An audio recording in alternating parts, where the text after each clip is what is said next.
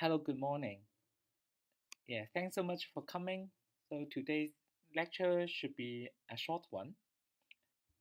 Okay, so let's wait for a few more seconds. So we will start at 10:10.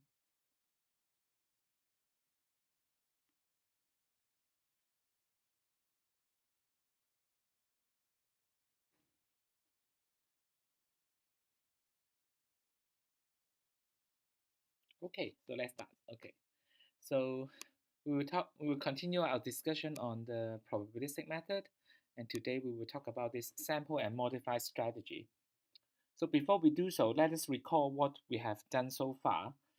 We have introduced the basic counting method and the conditional expectation method to show something exists by directly drawing an object from a probability space that we define. So we define a certain sample space, and then we are going to pick a random object, and then we show that the chance of picking a random object with with the property that we want is non-zero. So in that case, we can draw a certain object directly from the sample space that we construct. But then in today's class, we will talk about a different method called sample and modify. So what we are going to do here is we are still defining a certain sample space and drawing an object. But the object that we picked may not have the property that we want. So what we need to do next is we are going to modify the object. So hopefully when we define the random sample space, we are going to help us to select an object that has very close property as something that we want, so that after some minor modification, we can really obtain a certain object with our desired property. So let's see three examples today, okay? So the first example is called independent set. So let me define what is an independent set. So we are given an undirected graph, okay, and then an independent set of a graph is a set of vertices such that there are no edges between them. So independent set problem, finding the largest size independent set is an NP-hard problem. But here, we are going to use sample and modify technique to give a certain lower bound on the size of the largest independent set. So no matter what happens, if the graph doesn't have many edges, then it will have a certain large independent set. This is what we want to show. So let's take a look. Okay, suppose that the graph has n vertices and m edges. Then in that case, no matter what happens, the graph that we have must have a certain independent set with at least n squared over 4m vertices. Is that okay? So the graph G here is already given. This G is given. And as long as there are not many edges, let's say there are just m edges, then we will always find an independent set with size n squared over 4m. So the smaller the m, the larger the size of the independent set that we can find. And then, so this means that the largest independent set must have more vertices than this number. Okay, so how can we do so? Okay, so here we are going to try to see if we can get some vertices that is likely to form an independent set or that is close to a certain independent set. And then we want to modify the selected vertices so that it truly becomes an independent set. So we let D to be equal to 2m divided by n. And then this is really the total number of edges divided by the two times the, so this total degree, I should say, the total degree divided by the number of vertices. So this is actually the average degree of a vertex in the graph. And then what we are going to do here is that we are going to remove each vertex independently with probability 1 minus 1 over d. So roughly speaking, we are only trying to keep roughly n over d vertices. Is that okay? Because each vertex is going to be deleted with probability something like this. And after this step, a lot of vertices are gone, and hopefully they are independent now, but if they are not, then what we are going to do here is for each of the remaining edge, we will remove the edge by removing randomly one of the vertex. Okay, so what does that mean? Okay, so let's see this example.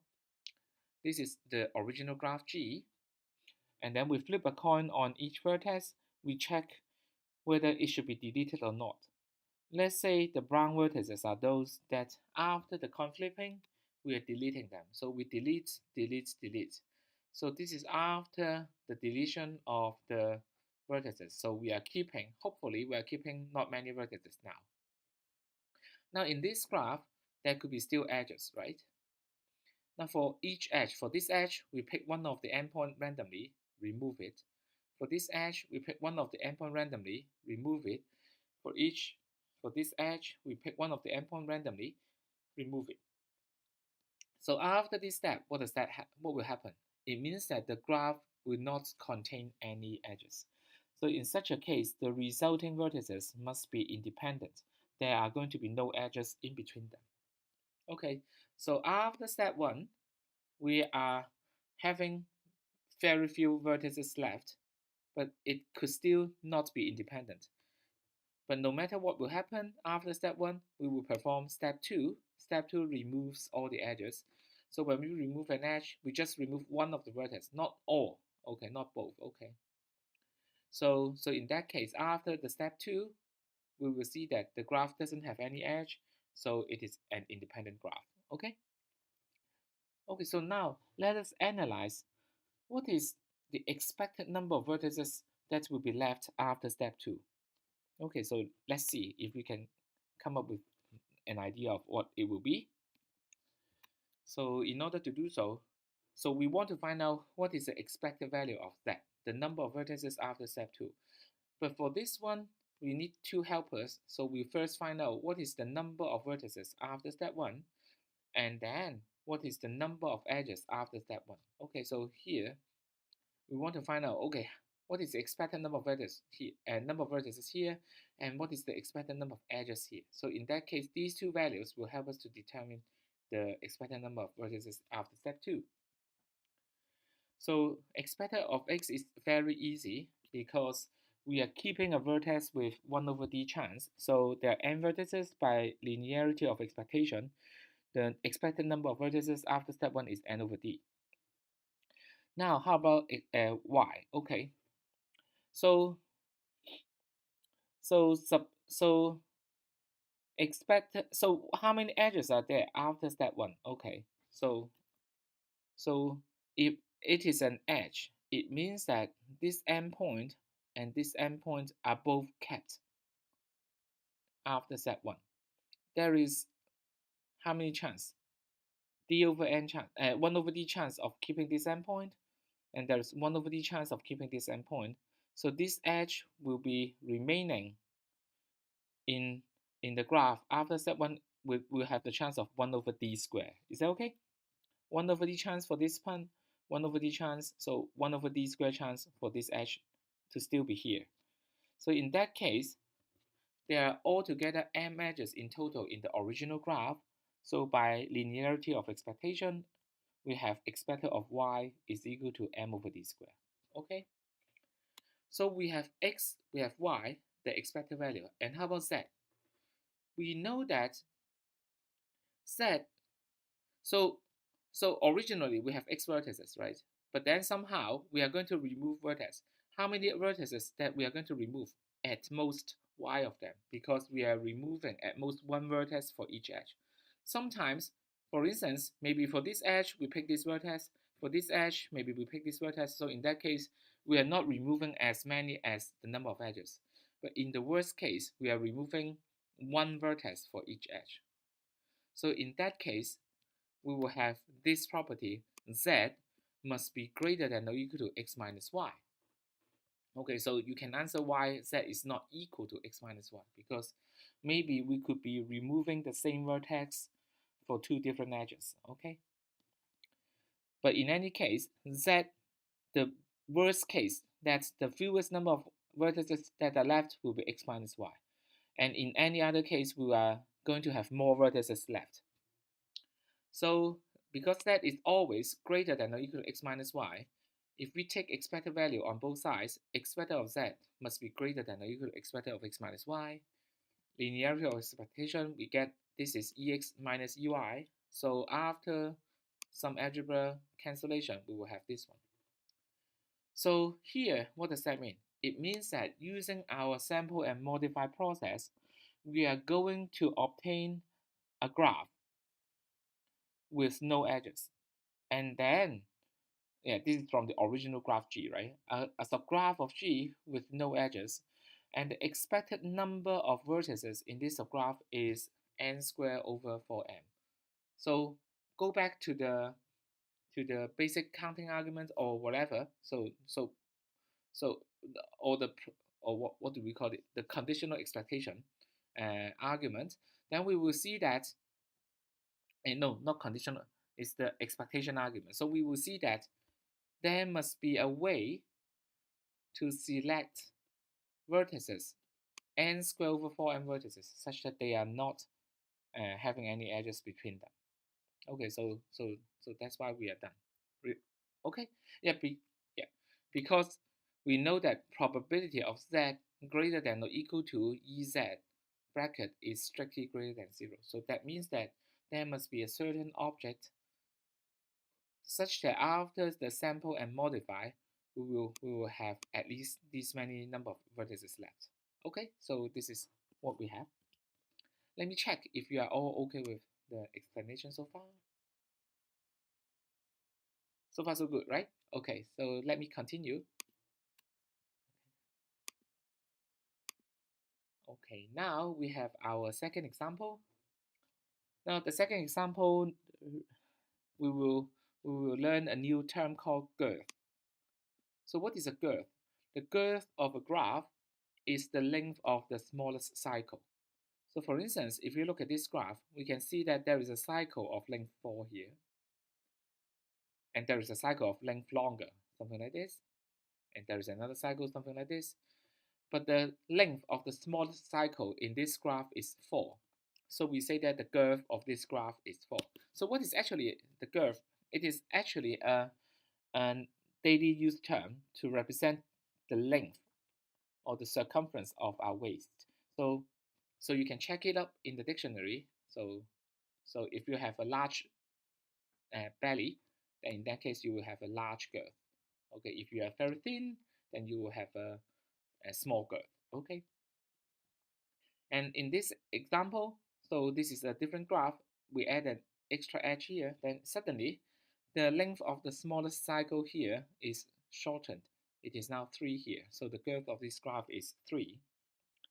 So if we have a graph that doesn't have any cycle, like it is a tree or it is a forest, then in that case, the girth will be infinity. Okay, so we want to ask, are there any relationship between the girth of a graph and the average degree of a graph?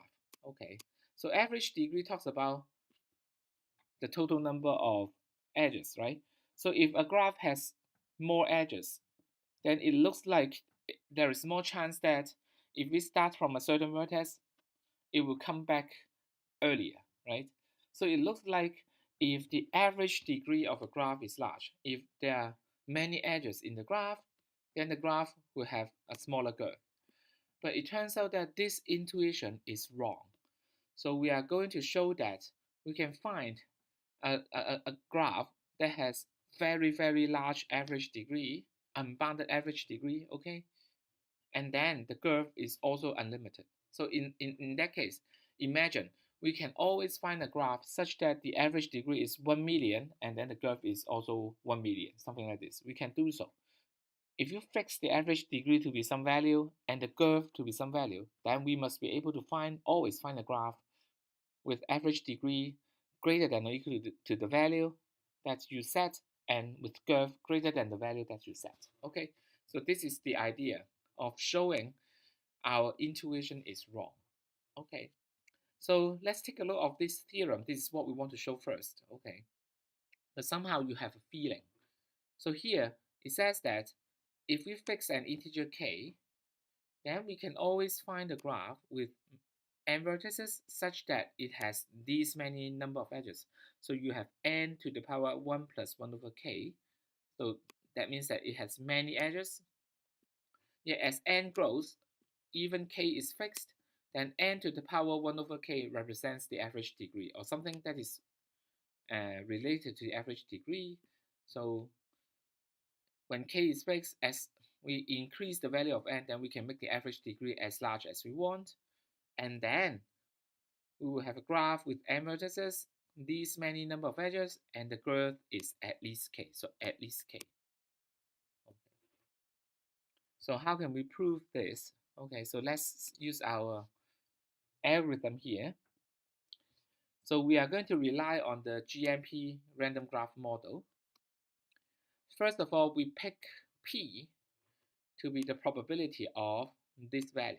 This is n to the power 1 over k divided by n.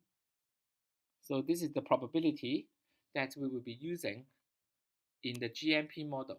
So this is the chance of having a certain edge to appear in the random graph that we select.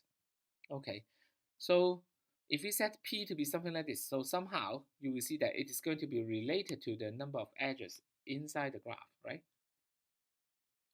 Now we are going to select a graph like this, but then this graph may not be the graph that we want, because this graph could have a lot of edges, but then the girth could be small. Then what we are going to do here is we want to modify this graph so that whenever you see a cycle that has girth that has a length less than k appearing in the graph, then we will break one of the edge. So if we break one of the edge in the cycle, then the cycle disappears. The cycle disappears. So if all the cycles with length less than k disappears, then the girth is at least k, right? So that means that after step 1, step 2, we have a random graph, and then after step 3, we will have a graph whose girth is at least k. Okay, so here, this is exactly the sample and modify algorithm. So we sample a graph using step 1 and 2, and then we modify the graph to something that we want using step 3. Okay, so let's take a look of the behavior of this graph, the property of the final graph. So we want to find out how many edges are there in the final graph, because the final graph now has girth at least k. So if the number of edges is still a lot, then we are done. We are proving our theorem. Okay, so first we let x to be the number of edges in the random graph that we select in step 2. So before any modification, how many edges are there? So Ex is simple. Ex is simply the number of edges that you can have at most, which is n choose 2, n times n minus 1 over 2, n choose 2, multiplied with p. So somehow, by plugging in the value of p, so we know what is p. P is equal to this value, n to the power 1 over k divided by n.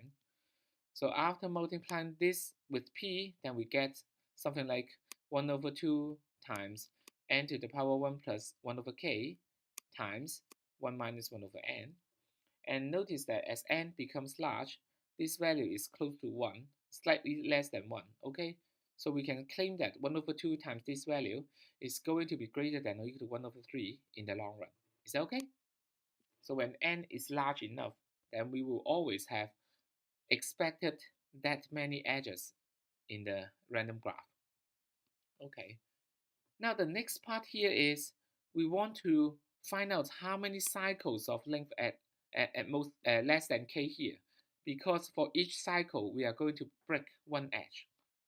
So we may be taking away a lot of edges after step 3, so we don't want to have a lot of edge removed. So let's find out what is the expected number of edges in step 3 that is going to be removed. So let's say y is the number of cycles in G with length less than k. Now we observe that in this random graph model, a certain cycle with length j occurs with probability p to the power j. So if I want to have a cycle of length j, let's say I start with a vertex v1, go to v2, v3, v4, up to vj, and go back to V1, then in that case, we need every of these J edges to be there. So the chance of all the edges are there is P times P times P times P up to J times. So it is P to the power J. Is that okay? So because of this, we also can find out how many cycles of length J that we can find inside the graph. So in order to get a cycle of length J, we need to find out who are the vertices on the cycle. So there are n choice for the first vertex, n minus 1 choice for the second one, and so on and so forth, up to we are selecting J vertices altogether. But then we see that this is an overcounting argument. So we have overcounted by a lot, because any of these vertex could be the beginning vertex, right? So we should divide this value by J. And also, when you talk about a cycle, it is going to be the same if we talk about it in the clockwise direction and also in the anti-clockwise direction. So in such a case, we should further divide the term by 2. So in that case, the number of possible length J cycle is, this is like n to the power J falling divided by 2J. So this is the number of length J cycle. But we are not going to compute this exactly, because you will see that we are going to do a lot of approximations. So let's find out the expected number of cycles that we will see with length less than k. So we are going to sum all the cases up. For a particular J, there are so many cycles that you can find in the graph. Each cycle appears with probability p to the power j. So if we sum everything up, starting from j is equal to 3 up to k minus 1, because the cycle must have length at least 3, and then we are going to count up to length k minus 1. So this is the expected number. So this is actually by linearity of expectation. We don't need to worry about whether they are dependent or not. So they are really dependent, but don't care, because it is linearity of expectation. And then the next step here is that we are claiming that this is smaller than or equal to this term. So this is rather easy. I just forget about this 2j. I don't divide it by 2j. I make every term here n. So we make everything larger. Okay. And what's more here is that I am, so nj times pj is equal to this one. And then what we are going to do here next is we are making even more simplification. So because the value of j is at most k minus 1, so we are going to replace this j by k minus 1. So we get a really, rough upper bound. And then there are k times at most here, so this is k times n to the power k minus 1 divided by k. And then if you look at it, k is a constant, but then this is like n to the power 1 minus 1 over k. So in the long run, this is not even comparable with n to the power 1 over k. So we can see that expected of y is less than or equal to k in the long run. Okay. Now we just need an upper bound for expected of y, because we want to argue how many edges are still left after removal of one edge from each cycle. Okay. So originally we have x edges, but then we are removing at most one edge from each cycle. So we will have the number of edges that are left is z, which is greater than or equal to x minus y. So again, by doing some algebra, we will find that expected of x is roughly 1/3 of n to the power 1 plus 1 over k, while expected of y is really, really small when compared with this expected of x. So in the end, we can claim that for large enough n, expected of z is greater than or equal to some constant multiplied with n to the power 1 plus 1 over k. And then we are done. So we are done with this theorem.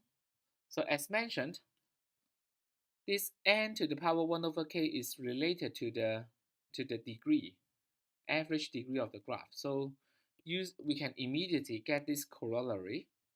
If we set, okay, so we can say that, okay, when we have a fixed k and also a fixed d, then we can always find a graph with n vertices such that the average degree is d and the girth is at least k. Okay, so for no matter what d that you want, so we first just simply fix the k and increase the n such that n to the power 1 over k is greater than or equal to d, something like this, or greater than or equal to 2d. So in such a case, we will obtain a graph with average degree large and also girth large. Okay, so this is the second example. Okay, so far so good. Yeah, don't be shy. If you have any question, yeah, please let me know and type it here. Okay, now we will have a third example. It is also about girth, and then probably, yeah, you will need to. It is not easy to understand the third example in the first run, so you may need to think about it, stop for a while, and then think about this. Okay. So the third example is still about girth, and then this time we also talk about the chromatic number. So first of all, let me divide it let me describe what is the meaning of a chromatic number of a graph. So the chromatic number, this is the chi symbol chi, just like my name chi of G. Yeah, we call it chi. Yeah, it's because chromatic number, chrome starts with some sound like k k k. Okay, so it's chi. The chromatic number of a graph G is the minimum number of colors that we need to color the vertices, so that adjacent vertex must be colored in a different way, in a different color. So for instance, in this example, we can use two colors only to color the vertices so that each edge have endpoints with different colors. So in such a case, we will see that the chromatic number of this graph is equal to 2. Obviously, it can't be 1 because with just one single color, then it can't. It's not possible. But 2 is possible, so the chromatic number of this graph is 2. On the other hand, the chromatic number of this graph is 3 because there is a triangle here. So for a triangle, we must need 3 colors at least. Okay, so but then we will see that this graph just needs 3 colors, so the chromatic number is 3. Now, so again, okay, so if a graph has many edges, it looks like it will have a large chromatic number. And then if we have a large chromatic number, then yeah, so chromatic number may be related to girth. Yeah, girth means that if it takes a long while to go back, maybe it is not likely to have many edges so that we can use fewer colors. But then the intuition that we find here again is wrong. So intuitively, large chromatic number seems to have small girth. Or yeah, but on the other hand, what we want to show here is that we can always fix two value k and c such that we can find a graph that needs many colors and also it has a large girth. Okay, even the graph has a large girth, it still needs a lot of colors. So how can we prove this? So we're using something similar to what we have done, what we are doing just now. So here we are using the random graph model GMP again. The P that we set here is the same as before. So what we need here is 1 and 2 step. We are picking a random graph. And then after picking the random graph, the graph may not have girth at least k. So we are going to modify it.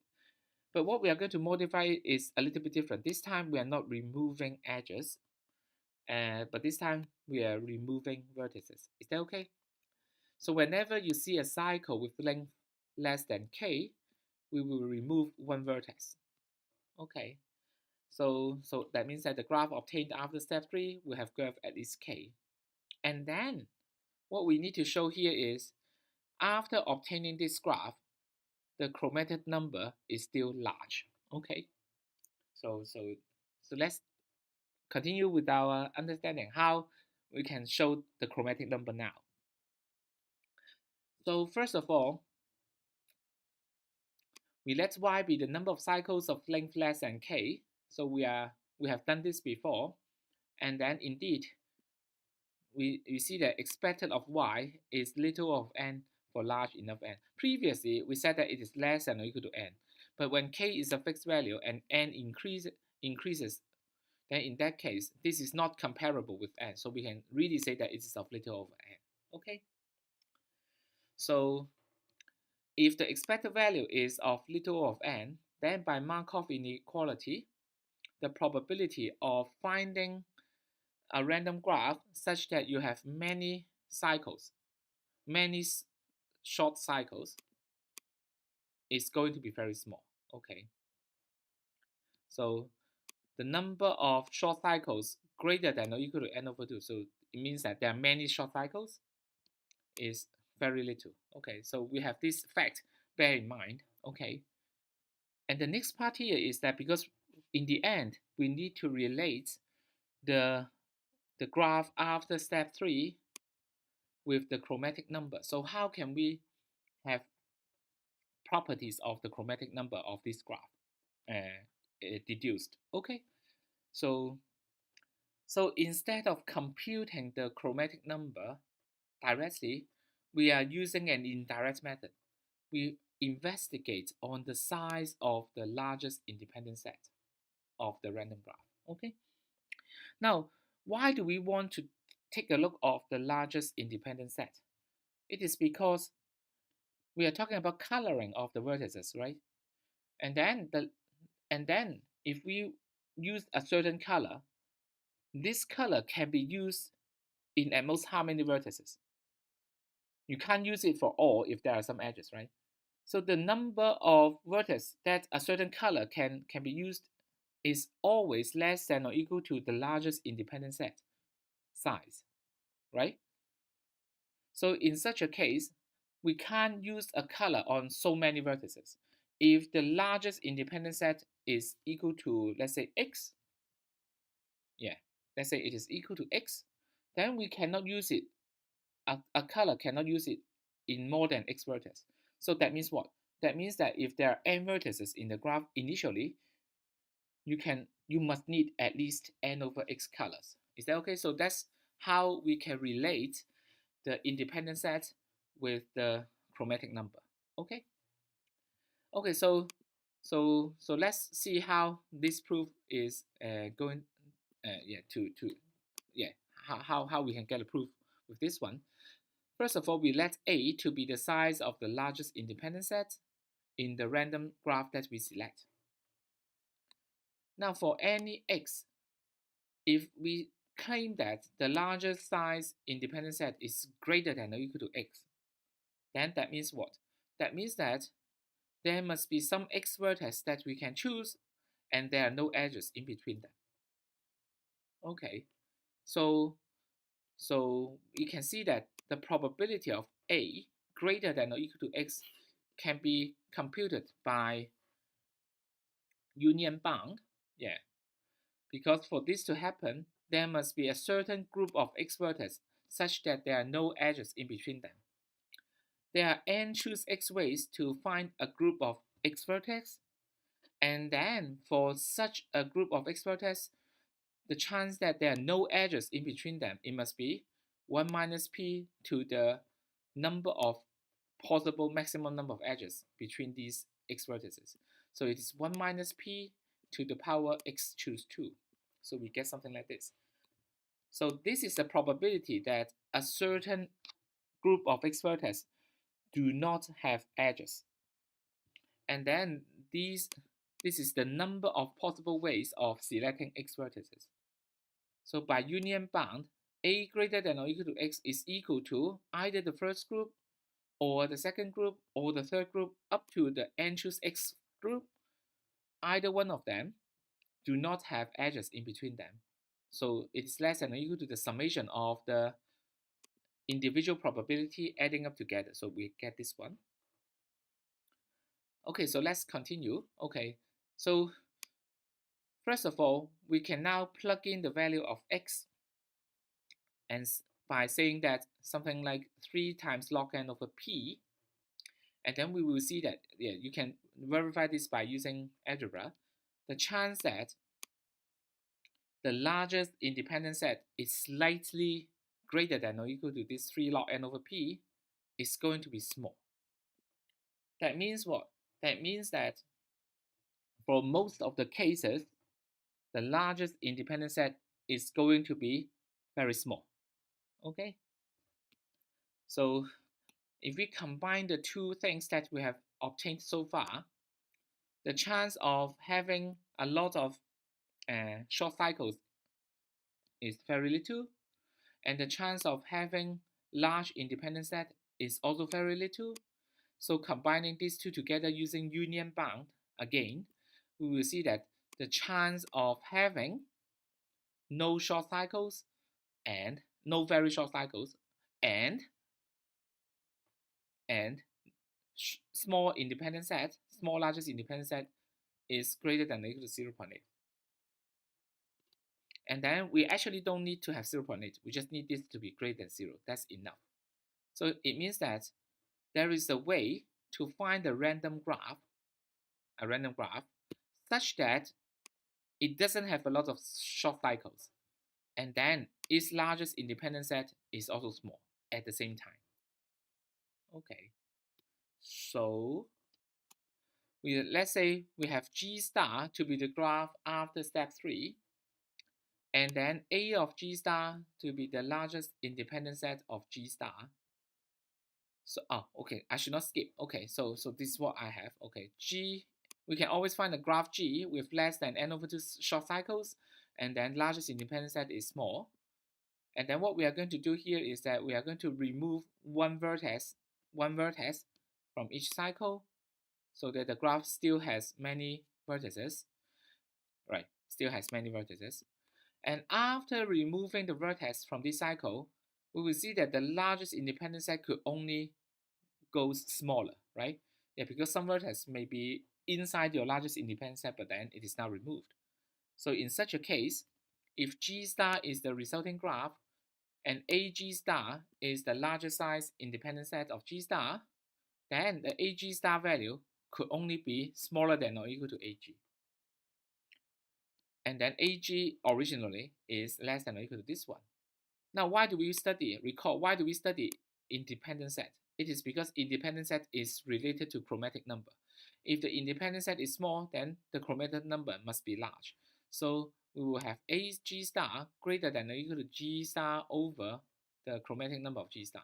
So in the end, after rearranging the terms, it means that the graph that we obtain after step 3 will have chromatic number at least this value. And then we can see that for any fixed C, if n grows, then this is always going to be greater than or equal to C in the long run. So what does that mean? So G star, obviously, we have the girth is at least K already. And then now we have chi G star is greater than or equal to C. So done. We are done with the proof. There is always a certain graph with large girth and at the same time large chromatic number. Okay, yeah, I think that's all for today. So let me see. Okay, yeah. Yeah, if I don't see any question, yeah. So let's stop for today, and then I will prepare the last set of homework for you. So it will be on probabilistic methods. We will talk about something, yeah. Actually, it's not done yet, probabilistic method. There will be another 2 lectures on this one next week. Okay, so after that, yeah, you will see the homework 6. So thanks all for coming again during this time, and then yeah, see you next week. Bye bye.